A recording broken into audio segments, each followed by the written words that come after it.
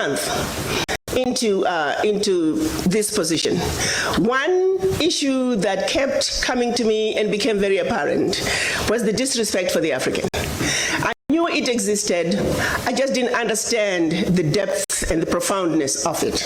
And not only that, as I began to understand it even deeper, I began to also understand its economic implications when it comes to how we are perceived on the world stage, how this simple fact of simply disrespecting the African had serious implications and is at the root cause of why Africa is not able to move forward. And as I went and tried to understand and dig further to say, what is it about us as black people around the globe? Why is it that we are so disrespected no matter where you go? And I often say, was there a memo sent out to say wherever you go, if you are not a black person, you see a black person, you're automatically superior to them, and you have a right to disrespect them?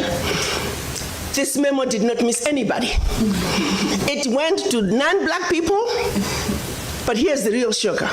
It also went to us black people to say, accept that you are inferior.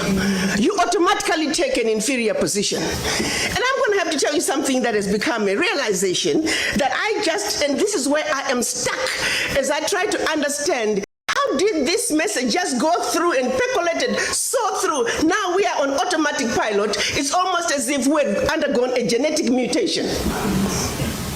We don't even have to be told. We pass it on to our children. Have you ever wondered, of all the colors on earth, why were two colors chosen? Black color and white color. Follow me on this one. You take a white color, you associate it with Jesus Christ. You associate it with the angels. You associate it with purity and everything wonderful and everything desirable. And then you take a race that's not even white and you say you are white. Yes. And then you take another color. You associate it with the devil. You associate it with everything undesirable. I've never seen a bank robber wearing a white mask. All the villains on movies are black. Everything undesirable is black. And then you take another race that are not even black and say, you guys, you are black. Yeah. Now go at it. Speak, my sister. As we black mothers are trying to raise our children in our own homes, as much as we try to tell them that you're black and you're beautiful, guess what? The minute they step outside the door, the messages are completely different. A barrage of subliminal messages telling our children that that which you represent is horrible. Yeah. How do we fight against that? How do I tell my granddaughter that you're black and beautiful, but the world tells her otherwise? The voices echoing her blackness as a symbol of everything undesirable are much, much louder than even we black mothers, we come together, we can never drown those subliminal messages. They were all by design. Let me take you to the beginning. Certainly for Africa, your continent. Because as we gather here today, as we try to strategize, as we try to create those linkages between those Africans away from the continent and the Africans on the continent, we must understand, how did we get here? And for Africa, it starts with that monumental decision when the colonizers, came together in Berlin in 1884. And let me say, prior to 1884, they were coming to Africa in a haphazard way. They had started with slavery. And then when they felt like they needed the slaves to stay on the continent, they say, oh, we no longer believe in slave trade. Let's stop it. No. It was really just another way of saying the labor is needed on the continent. Let's keep the monkeys on the continent so we can continue to exploit them.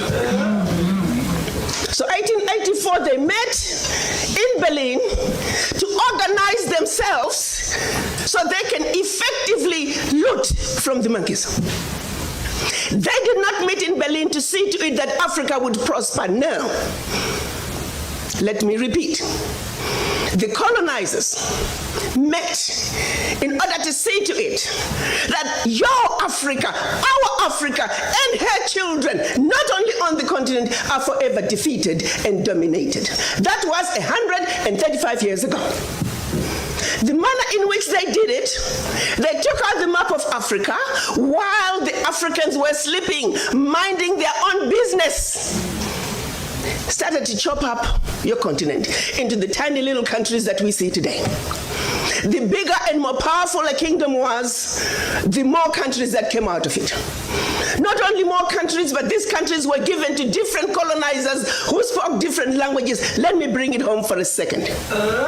Pretend you're driving from Zambia. You're speaking English. Pretty soon you are in Angola. You're speaking Portuguese. Then DRC, French. Equatorial Guinea, Spanish. Southern Cameroon, French. Northern Cameroon, Southern Cameroon, English. Northern Cameroon, French. You are now in Nigeria, English. Hello. These were the same people. Prior to 1884, we were powerful, amazing kingdoms with well-established educational and religious systems. If the truth be told, we had the civilization. We were the civilized. They were the devils, the uncivilized ones. They set out to take everything that symbolized civilization in Africa. To this day, they're still refusing to give up those relics. If those relics were not that good, why are you keeping them? We were way ahead of them in our civilization.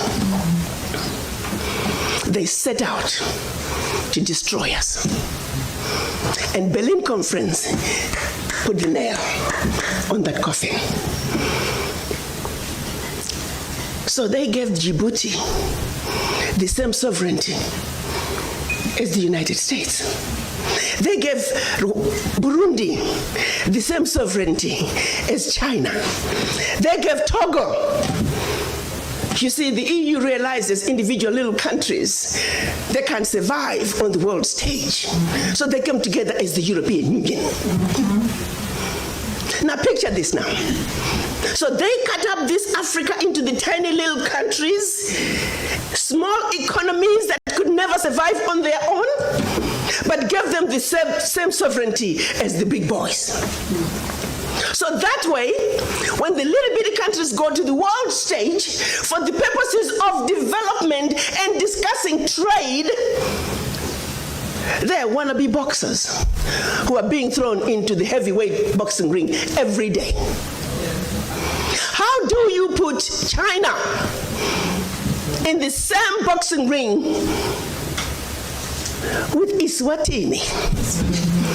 Eswatini has 1.2 million people. China has 1.4 billion people. And you put them on the same stage and say, go at it, negotiate. Are you with me? Yes. This is insanity of the highest order. How have we allowed this carnage to go on? When Eswatini is thrown in the same boxing ring with China and Eswatini collapses before Eswatini even gets on the stage, the world says, well, Eswatini, what's wrong with you? Why can't you take care of your people? Well, China came in and said, Eswatini, give me all your gold or else. And if Eswatini does not agree, they just go on next door to Lesotho and give Lesotho an extra $1. And if Lesotho doesn't take it, they just jump on to Togo, Central African Republic. It was all by design. 1884. They did something else in addition to chopping us up. They also set out to make the African believe that everything African was bad and undesirable, and everything Western, particularly French and British, was more desirable. We call that the legacy of colonization. Prior to that, they had started long working on the slaves. Make them think everything about them, forget anything about Africa. Where you come from is a horrible place, diseased and dying people, constantly at war with themselves, uncivilized. Cut out any communications with them. You need to just know what we tell you. And we call that the legacy of slavery. So that's where you look at where we are today. 135 years later, a system that was put in place to see to it that Africa and her children are forever defeated, that Africa is forever exploited, remains in place today, alive and well. And we sit here and we ask ourselves, why isn't Africa moving forward? Why does Africa continue to be taken advantage of? Well, I'll tell you why, very simply. Until Africa comes together as a continent speaking with one voice, one continent, one people, nothing, and I repeat, nothing is gonna change. As individual little African countries, we are wannabe boxers. We will never make it fighting against the heavyweights. We must speak with one voice. Yeah. And this is exactly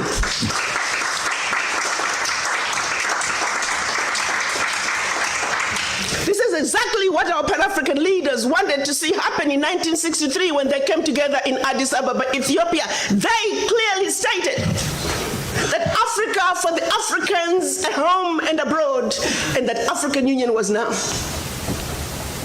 That said, Africa must speak with one voice. It is the only way for Africa to take its rightful... Right. Brothers and sisters, kings and queens.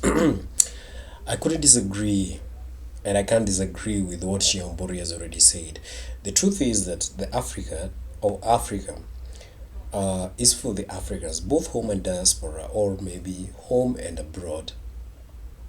And one thing that really got me, or really got my attention very much, was that I don't know what it will take for the Africans to see this tiny little thing that if it is all by design that the colonial masters, the colonial powers had set this one to be rolling down the years, down the decades, down the centuries, then it's far-fetched kind of a dream that Africa would really, present itself, or maybe take a very strong stance at international levels, being able to compete, say something, or maybe be able to articulate their issues that can be listened at that particular level.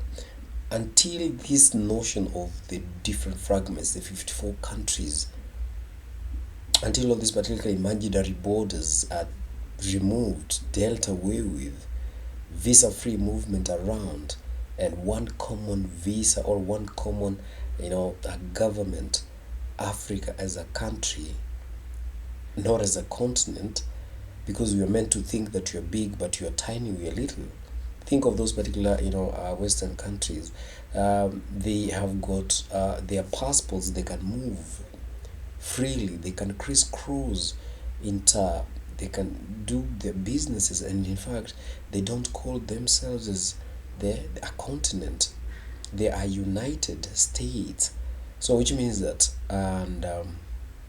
United States, United Kingdom, we don't hear things like the country, like no. It's high time that Africans, if you're listening to these, working on the premise that you've listened so far so good up to the very end. The truth is that Africans need to be united, and this has to happen. And if it doesn't, then we are going to still keep on perpetuating the whole notion that we are left behind, we are marginalized, we are so inferior. But I think Chihombori had something that she had to say, and we need such kind of leaders in Africa. We need leaders that their values are much stronger than other people's policies, that what they stand for is much stronger than any other people's ideas and suggestions about what they think, that what they say is what they stand for, is who they are.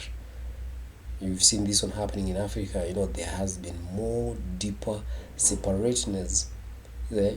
Some countries, they're setting aside, they say, hey, we belong to this particular block in Africa, and yet they know that they share the common tragedy.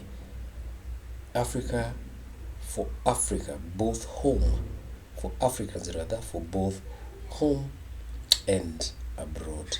If you feel me, do drop me your comments on the comment section. Let me exactly know what you think of what exactly needs to be done as far as African sovereignty is something to go by. Adios, until the next upload.